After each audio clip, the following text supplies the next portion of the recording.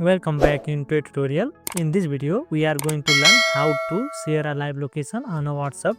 So in this, I will guide you on all this gist and step-by-step process to share a live location on WhatsApp. So let's jump to our video. First of all, open your WhatsApp application on mobile device. Now you can see here, I already opened my WhatsApp application on my mobile. So whom you want to share that live location, you have to select that person. So I will select this one. So inside that, at the down, you will be getting one icon as a pin. So you have to tap on that pin one. Inside the pin, you will get different types of option like a document, camera, gallery, audio, location, and etc.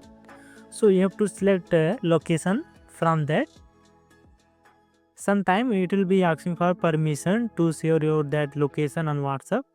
I already given all their permission, so it's not asked to me. So if it will be asking your permission, so you have to allow that permission for sharing live location on WhatsApp.